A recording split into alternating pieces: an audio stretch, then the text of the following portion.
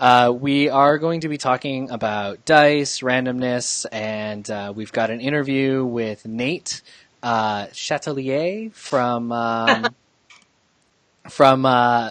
of the designers of Dice Throne, which we pre-recorded, and we're going to blast it through the live stream here. And during that, we'll take questions. And even though Nate's not here with us, we'll collect your questions if you have any for him, and we'll try and track them down and follow up on those for you, and then have those answered either next week or the week after. And we also did a little game with Nate in our sort of new segment style. So we'll talk a bit about randomness. We'll do a little more audience engagement than normal since it's just us. We were unable to pull Nate and his co-designer Manny in tonight because of timing. So you get us, and hopefully we'll do some interaction. So if you've got questions or things you're wondering about with how to use dice in games, or you've got games that use dice in interesting ways you'd like us to discuss, dissect, or talk about, bring it up and we'll roll with it. We'll try to be a little more freeform than usual.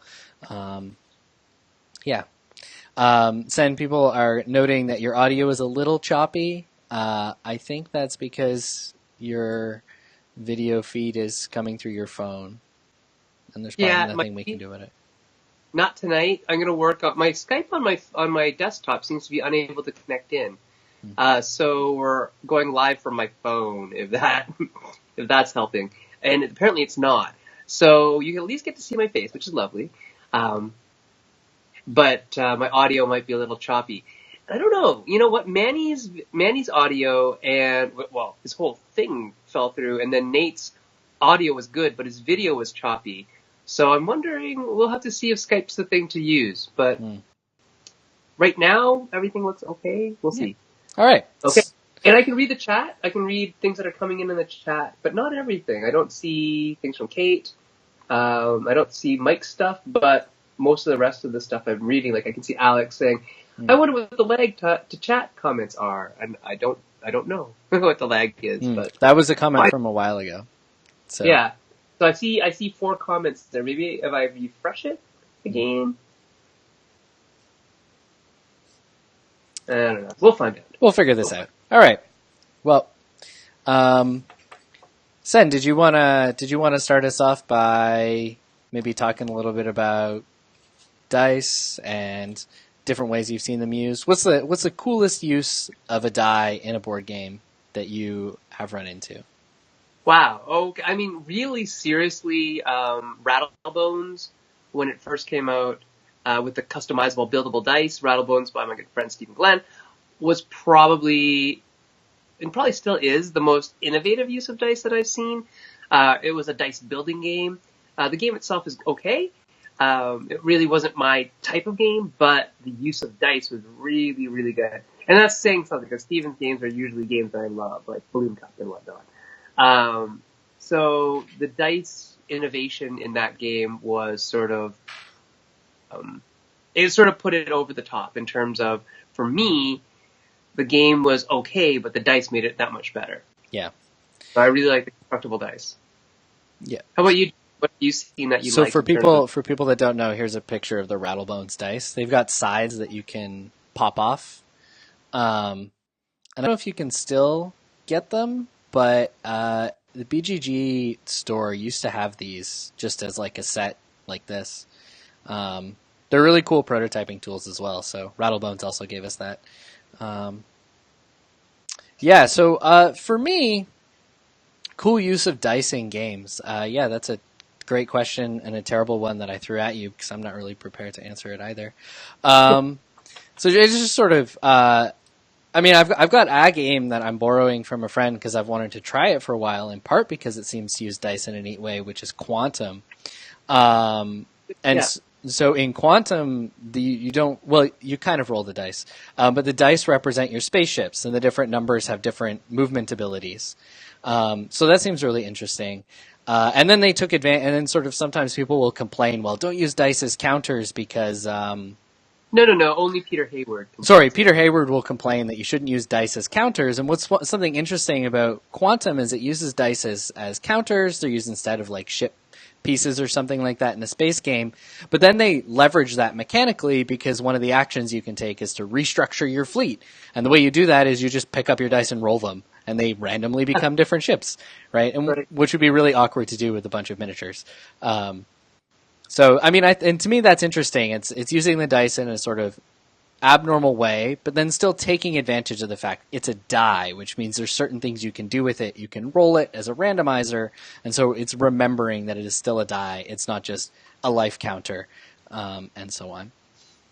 Right. All right, so we got a question from Mhm. John, and I'll just throw it up on the screen here, which you can't see, but everybody else can.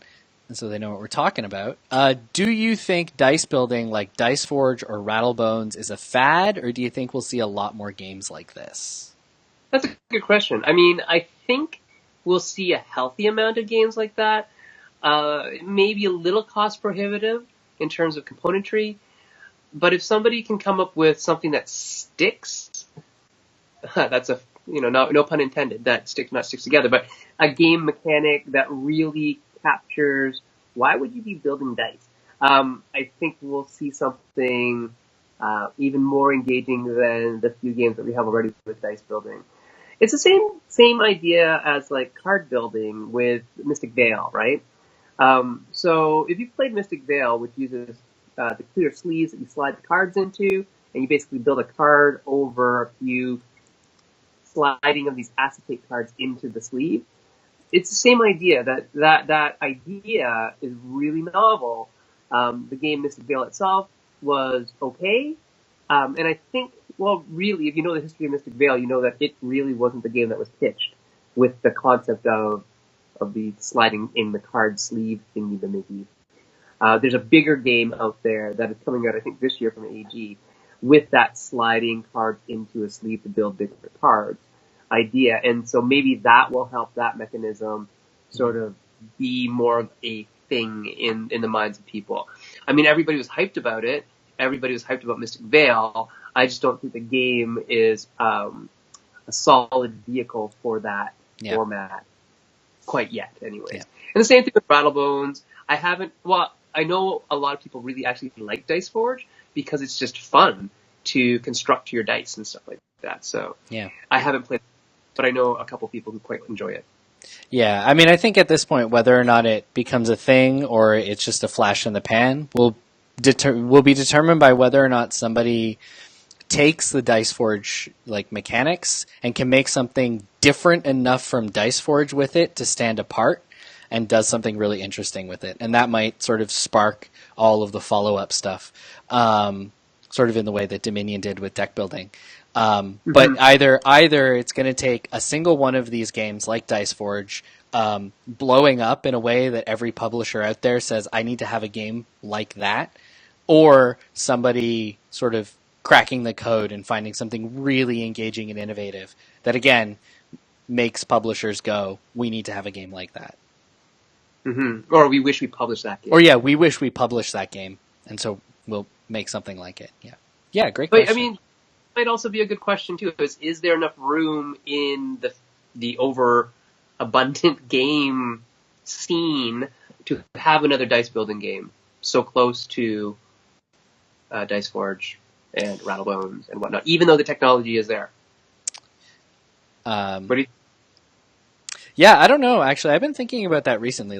What is there room for in the industry? Because I actually think something that's happening with sort of the rapid growth of the industry is... oh, goodness. Sorry, guys. Still remembering to flip to my face. With the rapid growth of the industry, there might actually be more space for weird little things. Because it's getting to the point where not even the most diehard collector can actually keep up with everything that's happening. And so as long as you can get your game in front of the audience that will buy it, then it could be successful enough. And we haven't quite hit the bubble pop point with the industry where we're seeing medium-sized projects actually fail on Kickstarter. Things aren't failing.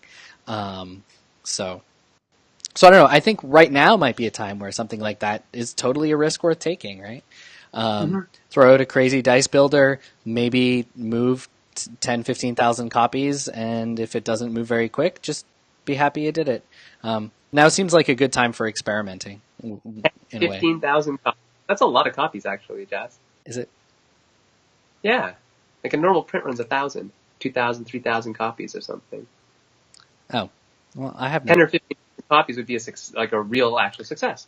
Okay, well, even more so then. You only have to move like 2,000 copies. Go. That's a medium-sized Kickstarter. Kind of is, yeah. So yeah, dice for me, I really enjoy throwing dice. I mean, if we want to talk about randomness and we talk about input and output randomness and stuff like that, there's something about the kinesthetic nature of rolling dice, the impact, the swinginess that it has that is really, when we talked about epicness last week with Chris, and we asked the question, do dice inherently create epicness? I don't necessarily think they do. I think the application of dice helps to create epicness. But why I think that happens is because they allow us to tell stories of that cool time when I rolled whatever I rolled that was so super awesome. Or when you had 1 die and I had 7 dice, but you still managed to beat me. I think that kind of story is allowed to be told when we have dice that facilitate that kind of action, right? Right. So are dice in themselves epic? No, but the stories you get to tell because of dice might be epic. And so dice allow us to have those randomness, that random feeling to it. 1 to 6 is actually pretty big swing, depending on the granularity of your game system in general. But a 1 to 6 is actually statistically a big amount of differential variance between any given number on there, right? So we're looking at some real different feelings when you roll a 1 versus a 6. And it for some reason, it inherently in our head magnifies when we roll on a d20, and yet mathematically, really, the difference between a number on a d20 is not as big as on a 6. But it's an interesting kind of weirdness in our heads as game players that we really want to roll dice, and we really want to see the numbers, and we wait with bated breath until that dice stops rolling. And we have all these rules about these dice too, right? I mean, like, if it falls on the floor, do we re-roll it or do we keep it as it is? And are you allowed to microwave dice if they roll 3 1s in a row? Have you done that before? What? No, I don't sacrifice my bad dice. That's bad luck. Oh yeah. Or what about dice shaming? People post pictures of these rituals around dice. That's interesting. So a couple of quick things from the audience here. Jamie points out that Blueprints uses dice in non-standard ways, standard D6, but you use them to build. And John has another question for us, which we'll field before I think we should throw up our interview, so we get it in there and see how this feeding a recorded video into the live stream thing works. So John asked, do you feel certain dice types, D20, D10, have implications? For instance, does including a certain people have a preconception about what kind of game they're getting into? I think that is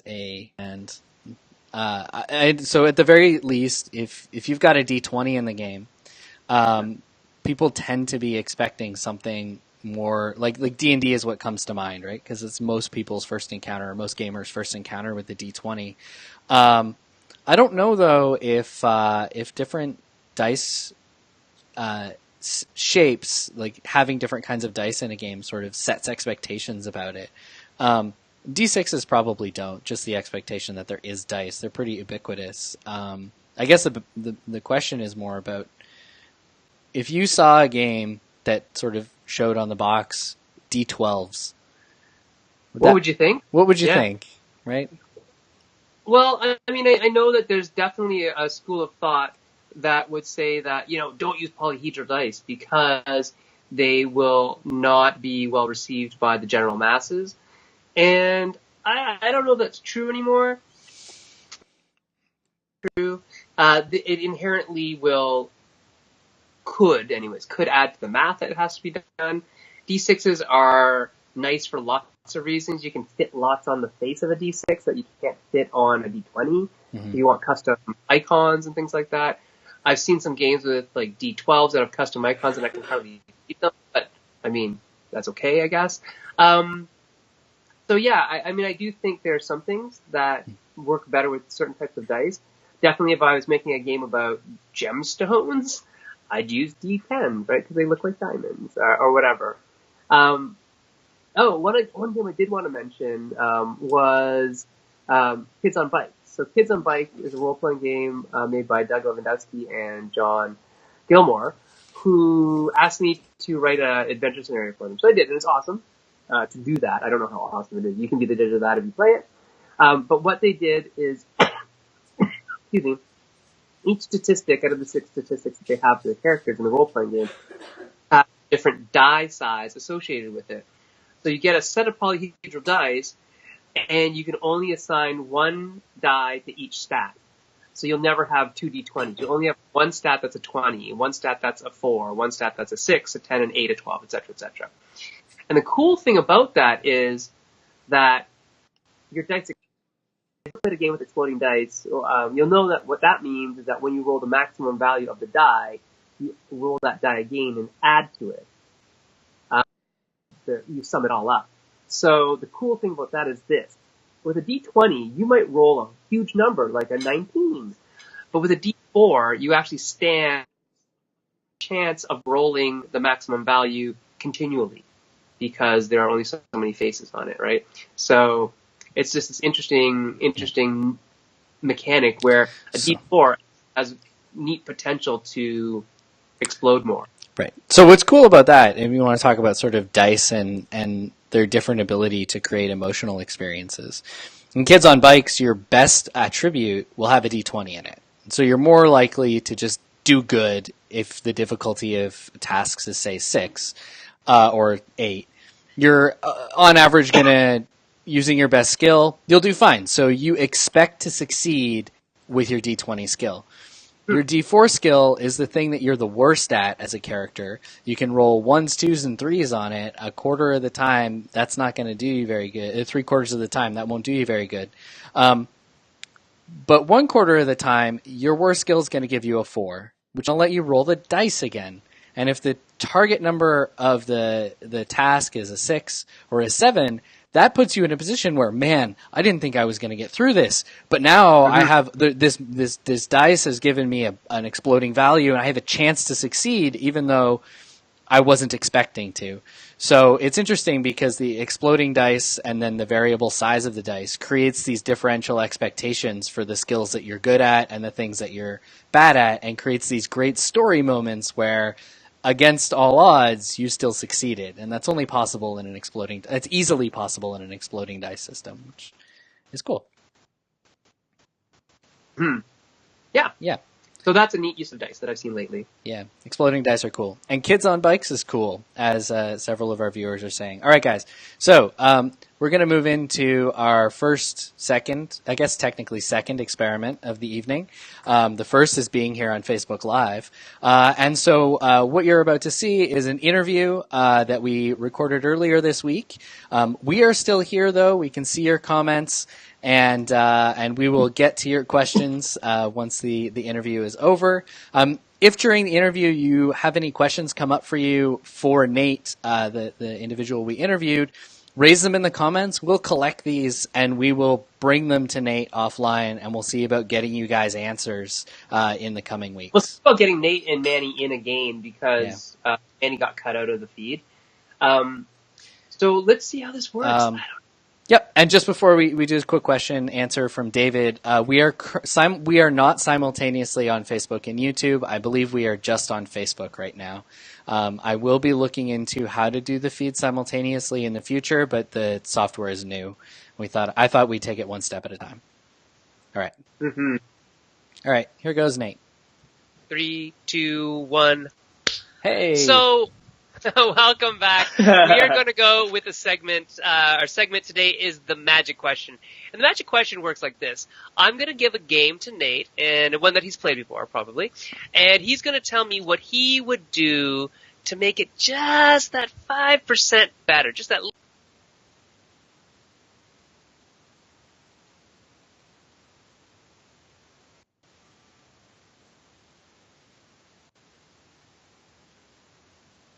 What would you do? 'Cause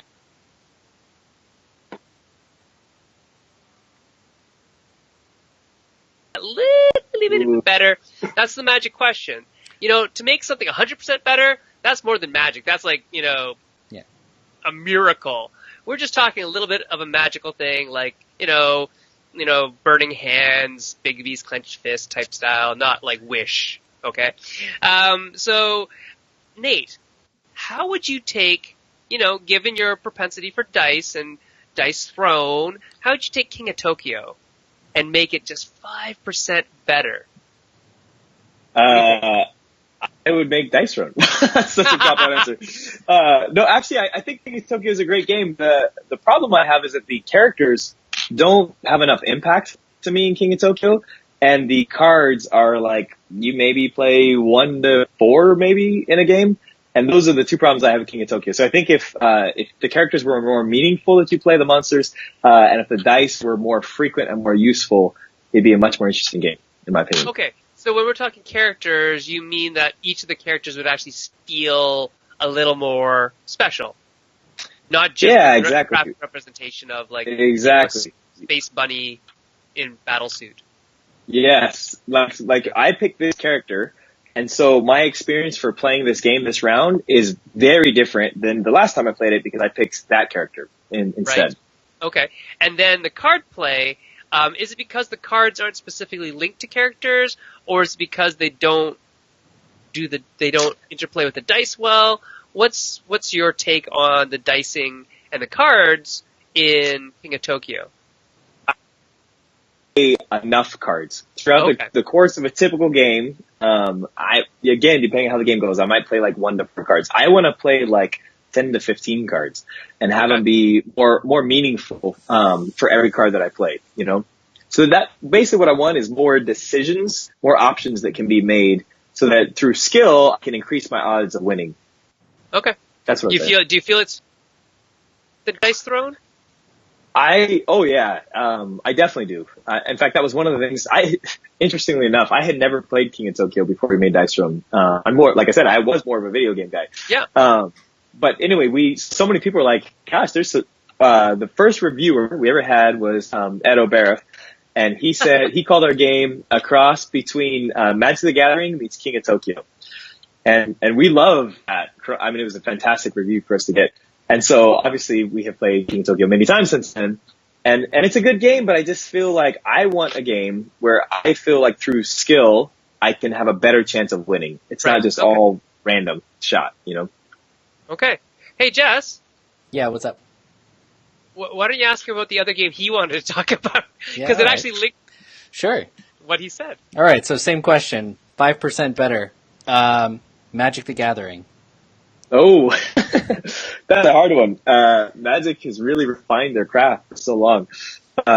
There's many things, that I like about Magic, and I like that they've increased, the game mode. So, that you can do the many versus one type of mode. I love the arch enemy, for example. I love all these different things they've done. I no longer play Magic, and I used to play it like crazy, way too much. And my biggest complaint, I think, is probably a common complaint. It says it's too dang expensive to stay in the game, both from dollars, but also from just the time. Like, it's more of a lifestyle game. You gotta really commit to it, and know what all the latest sets are and all the latest cards are. And that was one of the things when it's like a pre-built Magic deck. You pull it out, set it on the table, you play. And so I like that Magic has that option. That's really great. Maybe that solves it. But I wish I could continue to play Magic and not feel like I have to dump a ton of time and money into it to keep up. Right. And another note, I also like, because I'm an app developer, as augmented reality becomes more and more natural and a thing and not weird, and eventually we'll have Google glasses that don't suck. And it would be really cool you throw down cards and watch this battle and explosion and all this stuff happen in augmented reality. We'll get there someday. It'll be fun. Yeah, we totally will. That'd be great. So, adding AR to Magic the Gathering would make it just 5% better. Yeah, that's absolutely what I got from that. Yes. Right. Excellent. Well, thanks so much for participating in our little segment. We loved having you here, Nate. Next time, we'll hopefully have Manny as well. Maybe we'll come back too. to see how the Kickstarter went and get you both back on the show. Before we leave, I wanted to do this one little haiku for you. Dice always rolling, randomly generating numbers, crap, a 1. All right. So I was going to ask, hey, did you guys actually see that and did it all work fine? But then David made a comment in the comments that reflected on what was going on. Yeah, that's right, Aaron. AR plus Magic is Yu-Gi-Oh. So perhaps what Nate was suggesting as a way to make Magic better is just to make the Yu-Gi-Oh cartoon real.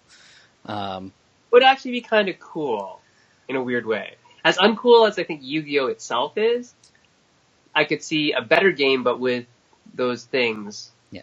That'd be fun. So what's interesting actually about David's comment though, is that the thing that he noted that he dislikes about Magic is, the fact that you kind of have to learn it over and over again. Which is an interesting thing that actually hadn't occurred to me before, but you're absolutely right.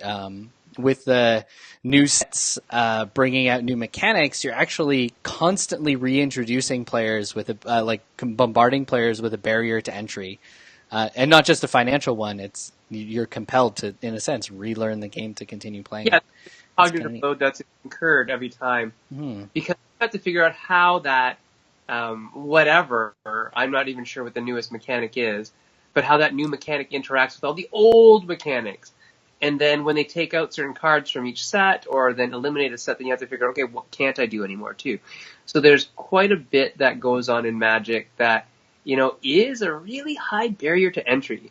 Mm-hmm. And so with Dice Throne, I think we have this nice sort of, not middle ground, but a really, like Nate said, a lower barrier to entry that does grow in complexity as much as you want it to, as much as you want to use those characters and those cards. I think, and that's sort of the beauty of a lot of the simpler games, that they're not exactly lifestyle games, right? And that's the thing. We can't all have lifestyle games. Yeah, that's right. But it sounds like, and of course I just put up the Magic question and not the interview, so we just got a cool little thing with Nate, discussing how he would make games better or different, get an insight into some of his design. But as you'll see when the interview comes through, when I put the interview up, one of the cool things about Dice Throne is that they do design it with this, they did make it with this low barrier to entry goal. They try to create the sort of depth in it that you do get out of Magic, which I think is why Ito probably compared it to as a mashup between Magic and King of Tokyo, because it seems to be where it is going. Now we've got a little bit of a sidetrack here on tech and games, but maybe it's worth running this down for a couple minutes and then firing off the interview to finish off. So Daniel and David have been talking about tech plus games, which is a fun little sidetrack. So on one hand, why not just play video games? And on the other hand, thank you, Sir Bob. On the other hand, the new app for Imperial Assault breathed new life into the game by making it a cooperative game and getting it back off the shelf. So we see some upsides and also an interesting challenge. Why not just play a video game? You get a quick 2 minutes on a side quest. Side quest, that's a segment where we talk about something irrelevant to the topic of the show. Welcome to our new segment, Side Quest. Okay, so what? Today's side quest is tech and gaming. Okay. Why not? Why not just play a video game? Because rolling virtual dice sucks. Well, that's one of it. Also because I would rather be connected to people live, face-to-face, interacting with them in real time, than be doing that through a microphone and a headset, even though I do that on a weekly basis with you. But I'd really rather be playing a game in person if I could, at the table, with physical components. So that's why not, right. From me. So then what could tech add to a game, a board game, that wouldn't make you feel like, what could tech add to a board game? If your main interest is that social experience, how can tech improve it? Can tech improve it? David suggests you just remove all tech. I think there is some good tech out there. in terms of, timers that are accurate and not sand based, things that help moderate a game so that you don't need a fifth player for a, 4 versus 1, 1 versus many situation, games that obfuscate things, in a way that is harder to do with cards. If you need 2 million cards to do this, or a really funky setup where everything's in envelopes and placed. If you can do that with an app, more power to you, right? There's a lot of good things, good reasons to have apps involved in certain things. Quick calculations, army building, any of those things that are more tedious to do on pen and paper, we can replace that with apps. I'm all for trying. But the actual gameplay and playing it, I want to keep that as physical as possible. The things where it's like measuring range and, randomizing something, I could possibly let an app do that and be okay with that. We have a couple app-based games or app-driven games coming up. So we'll see what people think of those. Zombie Slam is out right now. And then What's That is our party game that is an app-based party game, cooperative, building of things that we don't know. Cool. So apps can enhance the experience, to summarize, according to Sen, by taking away some of the more tedious elements of a board game, which allows you to have sort of a bigger, more expansive board gaming experience without some of the bookkeeping that might typically be necessary to support that game. I know I, for one, in my this significant amount of Gloomhaven I played last summer, it only took us 2 games before we dug out an app to handle some of the initiative management. We found an app that could handle some things for us because there's just so much macro management on the side of the AI. It was taking us out of the game. We got the app. It smoothed over some of that, kept us in the game longer. I also think, a smart app design would be a good thing. I've been disappointed by some game apps, to be quite honest. Mansions of Madness, for one, disappoints me greatly. Mostly because of the sticker price of the game and the how many people love it. That's why I'm more disappointed. The hype for me killed it. That the app doesn't do a good job in obfuscating what the results of things are, where I could have easily have read the same thing on a card. And done it exactly the same way. So there's not a lot that's different from the card-based system. With that particular app, even though it allowed them to obscure some elements of the story and sort of slow roll the story that way, but it really.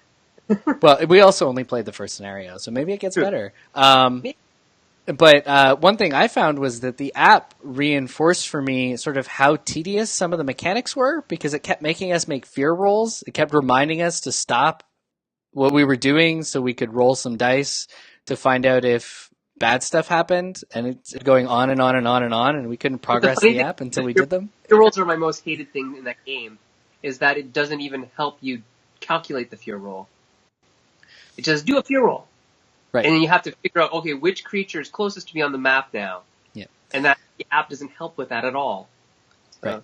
That's the thing, I wish the app would have helped with that, but it doesn't. But they would have to input so much more data. All right, well...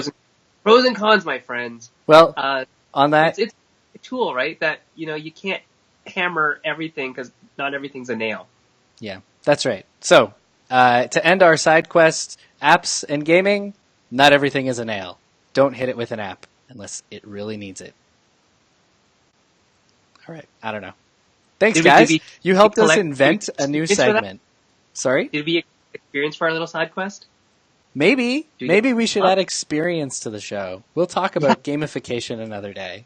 Gamification of a game design show. Yeah. No, and David's apologizing for having had a long day. No worries, David. You literally just inspired a new segment, which I'm super happy about. It's another thing we can incorporate more intentionally in future shows.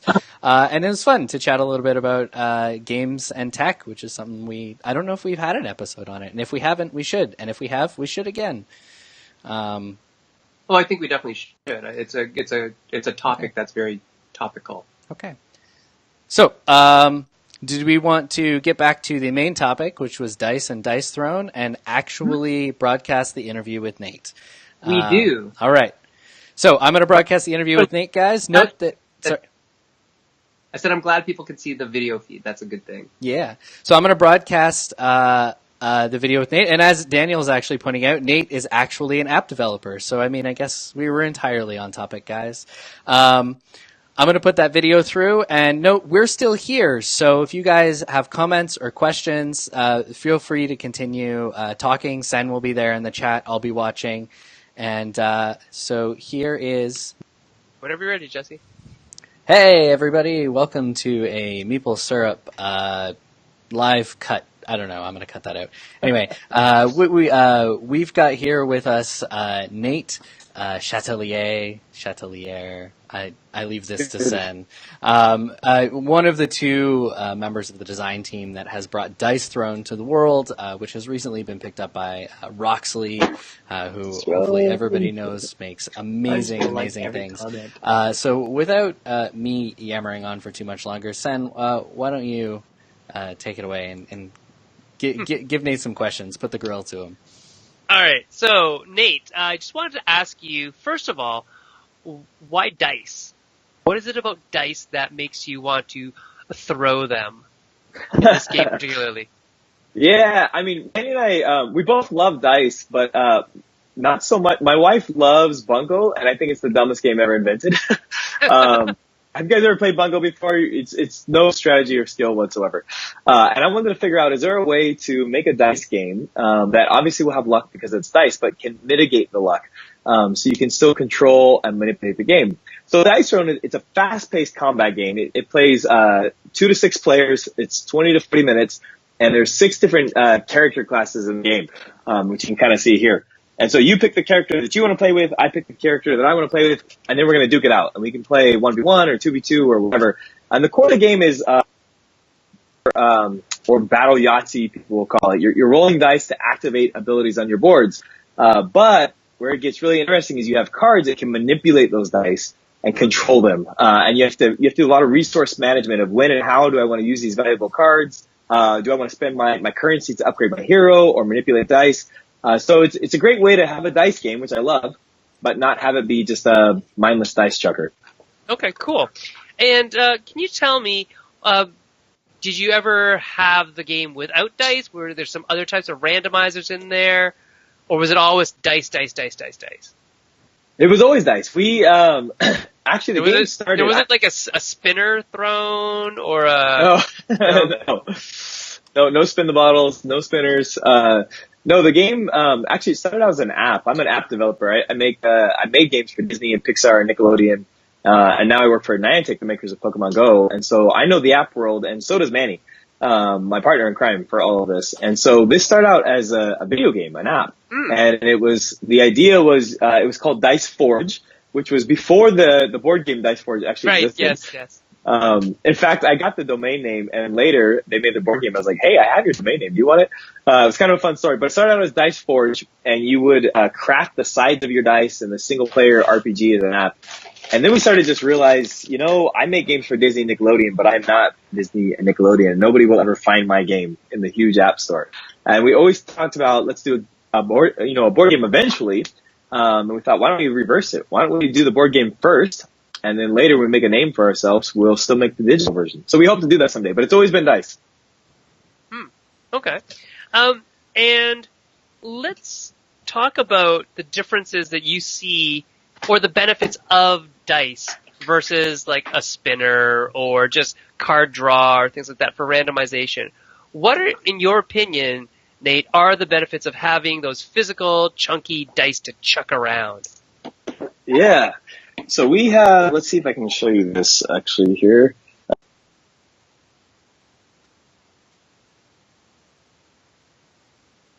For example, this is the Barbarian's dice here. And they all have different number symbols on each side. And so you can activate a variety of different things. And because you have 5 of these dice, and you get 3 rolls total to try to activate something. So there's a lot of almost playing the odds like you would in poker. Well, if I keep this and I go for that, what are my chances? You can think more intelligently about the game. It has a low barrier of entry, but a smart player can really master the game because of the dice and because they have so many different outs and because you have cards to manipulate those dice. There's just much more that can happen than you could do with a spinner or something else. Right. Okay. And so when you designed the game, was it first just the dice, and then you figured, okay, that's good. Now we'll add the cards, or were there always cards involved as well? There were always cards. I didn't want this game to be simply a dice chucker. I wanted it to be like the number of people who've had at conventions now who have said, oh, I don't like dice games. And I say, give me 5 minutes. Try this game for 5 minutes.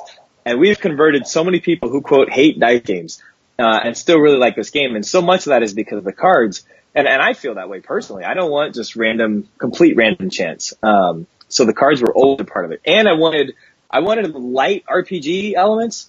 So the idea that you pick the class that you want to play, and then you have to decide, how do I spend my currency? They're called combat points in our game. Do I spend it to manipulate dice or to upgrade my hero? And those are hard choices. Both are valuable in different ways. Okay. And before you said, when we were talking offline, you were talking about how people might hook on to one of the characters because they may have played a bard or a paladin in an RPG. Right. And then you also mentioned that season 2 is coming up. So what are you doing in season 2 that's going to be different than the standard D&D tropes?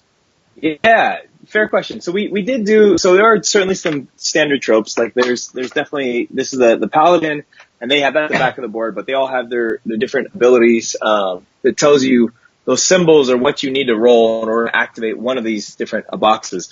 And then there's the pyromancer, and so there are certainly some standard tropes. But let me share my screen here and I'll show you, here's some of the things that are coming in season 2, which we just recently announced. Happens on Valentine's Day, so it's coming up very, very soon here. Gotta love that. Yeah, I know, I agree. Can you guys see the screen there? Yep. Mm-hmm. Okay. So we just hosted our own convention, by the way, I know, yesterday. That's awesome. Thank you. It was our first ever one. We had 72 people come from all over the place. Seriously, people were flying from Texas, driving from Arizona, driving from Kansas. People drove down from Canada up where in Washington. Even Canadians came. Wow. I know, even Canadians came. You're actually probably closer to Washington, to Canada than you are to like Arizona. Oh, I am. Or Kansas, or some of the other places. Or someone came from Boston. There's people from all over. Anyway, so here's some of the heroes, old and new, but there's the gunslinger in there, and she's typically not a D&D hero. Then there are some classics, and we do have the samurai coming, etc. So here's the new boxes, in season 2 that are coming.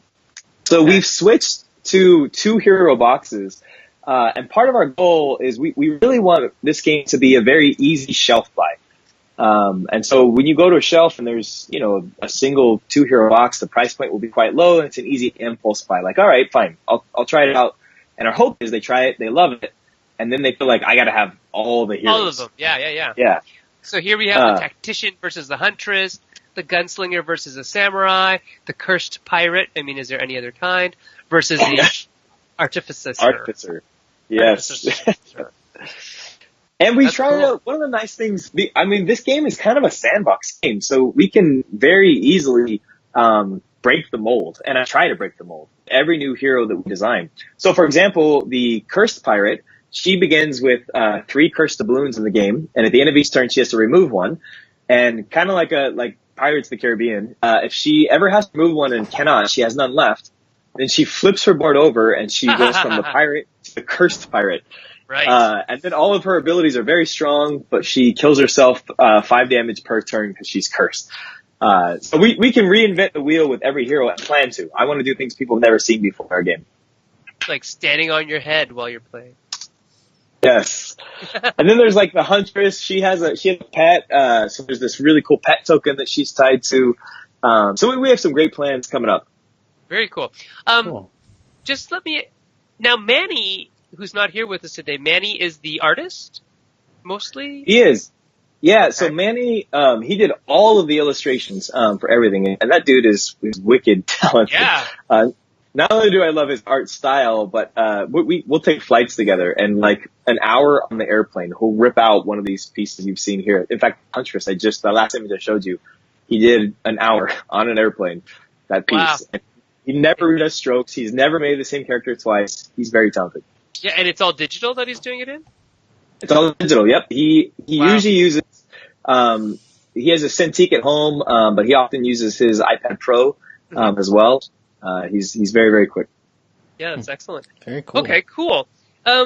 Now, the other thing that's happening for you guys in the very near future is Roxley. How did that happen? Tell us about how you met up with Gavin. Why was he interested in Dice Throne as a product? And how is that merger, that, cross-border thing going? How is that going to help you get to new heights? Why'd you sign a deal with this evil Canadian? Basically, what I'm trying to ask. Right? What were you thinking? What were you thinking? It's a good question. Manny and I literally have a 10-year plan for this game. We have so many heroes we haven't announced. We have game in season 3. Every year, real world year, we launch a new season of Dice Throne. And so that's season 2. I just showed you guys some there. Season 3, we're going to add the co-op campaign. So you'll play against the Mad King, on a team. It'll be a great thing that I don't want to share too much for now because I'm not ready. No. But we're very excited about that. And all of our games will be standalone and cross-compatible. You can pick up any game you want, start right there, no problem. If you love it and you want more heroes, go get the other ones. And as we started thinking about our 10-year plan, we just realized there's more to be done than Manny and I can do on our own. So we did self-publish for our first Kickstarter. And our Kickstarter raised $181,000 for our first one. I was very, very pleased with that. It unlocked every stretch goal we had. But we thought maybe we should talk to a publisher. However, if we get a publisher, I don't want to just throw a game over the wall. I want to team up with someone. And we thought, who would that be? Who cares enough about high quality? So for example, like one of the things we did in this game that is like everything has their own little vacuum tray. So if you want to play the Shadow Thief, you pull out just his little tray and it's got all of his cards, his dials, his tokens are down there in the bottom. There's some decisions we made because we care more about quality. Some publishers would not agree with us, but Roxley obviously cares about quality. Their stuff is amazing. Gavin Brown is super talented. And so Manny and I talked, if we were to get a publisher, who would it be? And we named one publisher, Roxley. Wow. And conveniently, I didn't know Gavin at all at the time. I was having some chat in the Facebook group about why Kickstarters are successful and how important it is for good gameplay. And Gavin jumped in and kind of defended me, when everyone else was disagreeing with me. And I appreciate it. So I sent him a private message and said, hey, can we talk? And we jumped on a call together and it took, 6 months in total of talking. But, here we are. We got to deal with him. That's awesome. Wow. That's great. And yeah, they're making some big moves in the industry. So, be happy that you're with them. Gavin's kind of this mastermind genius kind of guy. Yes. He can design a great game. He is a really highly talented. Roxley has done nothing but blow things right out of the water, straight from the first game they did. So that's a great thing for you. Can I show one image here, on that note?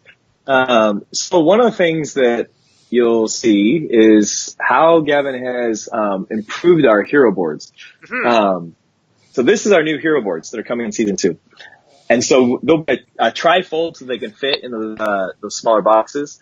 But even the thematic artwork with each one, the symbols, make it all faster to read and comprehend. So he's overhauled our entire UI. And the game is still standalone and completely cross-compatible with season 1. It just looks way sexier. Yeah. He's very, very good. I bet you that there's going to be an aftermarket for, season 1 redone. Like boards in this style. Yeah, we have talked about, potentially we'll do a remastered version. If that's something that enough people say they want in the future, then we'll look into it. Yeah. That's very cool. Especially when you have all the artists and the graphic designers in-house. Right. Yeah, that is very, very convenient. Really important. Yeah. Makes it more affordable. Anyway. Hey, Chess, look, your favorite words. Favorite word. Which words are those? Fan the hammer? Fan the hammer. Look, I have it goes back to my RPG playing days, okay? It was one of the coolest moves in Savage Worlds that I loved, so. Nice. And it sounds so awesome. Actually. Every game that Jesse and I make has a fan the hammer move. Yeah, Nice.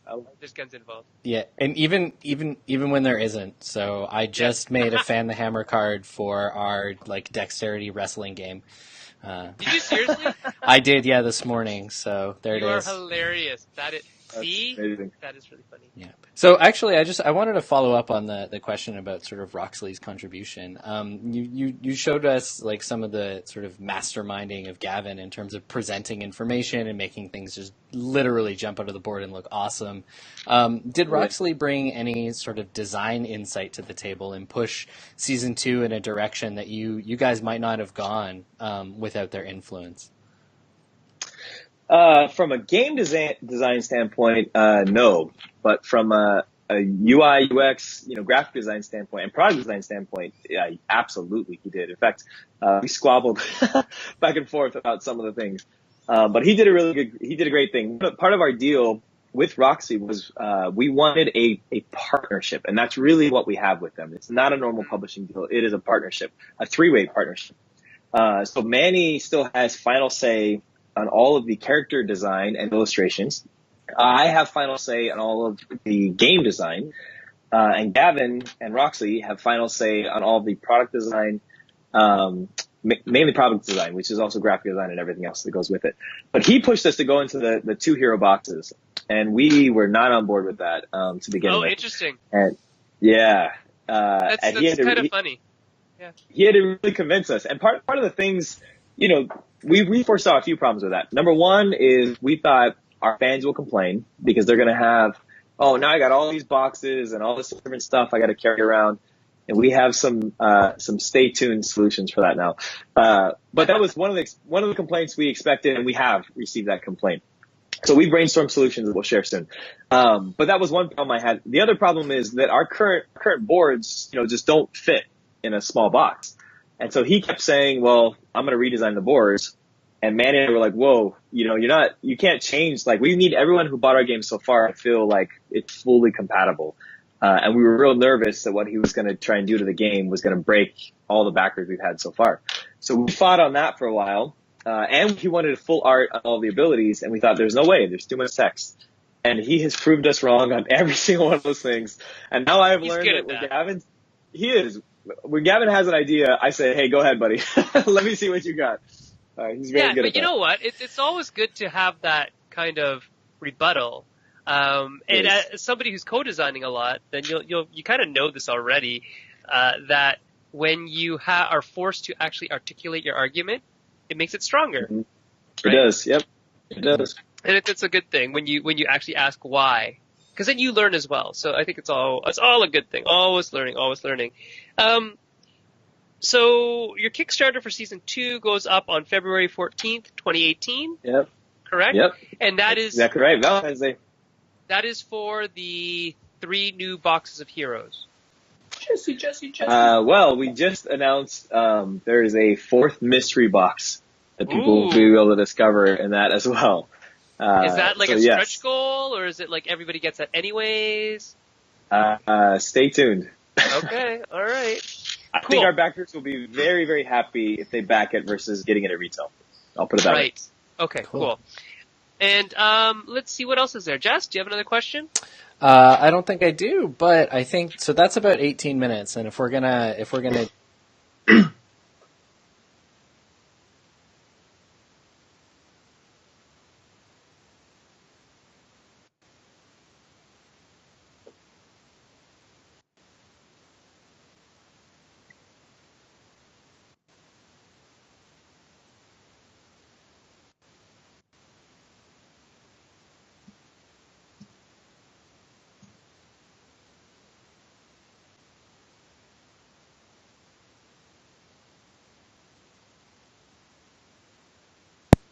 Wow, that was embarrassing. Thanks, David. We are back. We are actually live, and we actually have sound. I muted myself during the videos so that I didn't sneeze and embarrass myself, but instead, I just was talking without sound for a little while, so I embarrassed myself in a new way. Thank you, everybody. We are back. That was really cool. That was Nate. We're hoping to get him and Manny live on the show at some point and get some of Manny in there. at some point because we had connection problems with him. But that was really cool. It was really fun chatting with him and talking about Dice Throne. So just to wrap things out, Sen wanted to talk a bit about other forms of randomizers other than dice. All spinners all the time. That's it. That's all. No, actually, I wanted to talk about bag building. Because I think bag building is really, really cool. Why? Because you can't see what's in there. You can put anything in there as long as it's of the same shape as everything else. I mean, that's part of it, unless you want to make a stereognosis game, which can also be interesting. But I think there's a lot more flexibility in building a bag with cubes or other things in there than you have with just building dice. In terms of cost, in terms of effect, you're going to get a lot out of a bag building thing. Now, I mean, there have been games where you pull dice out of a bag, but then it's just random upon random, so that seems to be, I don't know, really random. It is funny that you suggest that, because David just suggested dice inside a spinner, which is mind-blowing. That is, like, mind-blown, right? Anyway, bag building. I think bag building would be cool. And what got me onto that was Jamie Jones had mentioned Vikingar. And I don't know if that's how Vikingar works, where there's runes in a bag that you pull out. But Jesse and I actually have been long designing a game where you pull chits out of a bag that have runes on them. And so that got me to thinking about, oh yeah, bag building is a really cool way of randomizing things. Yeah. And it can be used in lots of neat ways. So one game that has a neat use of bag building is actually the Arkham LCG that Fantasy Flight put out a couple of years ago. It's a co-op card game, etc., etc. And instead of dice for resolving combat and conflicts with monsters and whatever, you pull chits out of a bag. But what they use this to do is to tune the difficulty of the game. So if you want to play a more difficult game, you put different set of chits in the bag than if you want to play an easier game, which I just thought was like a really cool way to use a bag simulating a dice kind of thing, because that's really what the bag does in that game. Is it's instead of rolling dice, you're pulling out of a bag. But because it's a bag, that gave them the sort of economy that they'd be able to, because you would need dozens of different dice to do the sort of difficulty variable scale that they do with chits in a bag. Mm-hmm. And I mean, similarly to that is the combat deck in Gloomhaven, right? Where you can build this combat deck, you can pull cards out of it, put new cards in that are better. To me, that's probably the best part of Gloomhaven, is tuning that deck up a lot. But I think you could do that with a bag as well, in a way that might be even more universal if it's a shared experience versus a character-driven experience like Gloomhaven. So I think both things have a neat reason to be, right? If you want each individual to have something, maybe the deck works better, or everybody has their own bag. Yep. So, I don't know, there's lots of ways to work it. Yep. So that's the one that I think we're going to be using in the near future. Might be something like that. Yeah. Although dice are always of us. I do have an idea, Jesse, and I was telling Jay about it, so I'll tell you about it later. Okay. But an idea about using dice and the exploding dice type of idea in a very quick combat game. Like, let's say you had a card that was like, I don't know, infantry card. An infantry card had a D6 for attack and a D4 for defense. But these are exploding dice, like in, Kids on Bike. And you attacked a tank. And the tank has a D12 for attack and a D20 for defense. And then you just are doing oppositional rolls when you do all these things. But obviously there'd be more to it. Like, infantry might attack first because they're fast, and so they get to attack, and if the tank defends, then it gets to attack, and dice explode, and all these types of things. So I think there's something there that could be really, really simple. Make it almost like Advanced Wars, the card game or something. Anyways, that was my thought about dice. That's the most recent dice-driven game. Oh, I do have another one too, but whatever. All right. Awesome. Well, I think on that note, dice are awesome. Randomizers are fun. I actually think sort of the comment of the night was David Tome earlier on, and saying that you show me somebody who doesn't enjoy throwing a handful of a dozen dice, and I'll give you 2 cents. And I think that's certainly true, and I think it's a comment worth sort of finishing on. So, thank you for tuning in, everybody, and have a great evening. Expect more Facebook Live from us, and if you've got any comments about the new format or requests or questions for Nate, pop them in the comments here, post on the Meeple Syrup Facebook page, tell your friends, share the video, like, subscribe. I don't know, people say these kinds of things on the internet now. Right. See you later, everybody. But definitely do let us know if you like the Facebook Live experience better or different than the YouTube experience, okay? And these videos will get recorded straight to Jesse's hard drive, and then we will put them up on YouTube within the next couple of days, okay?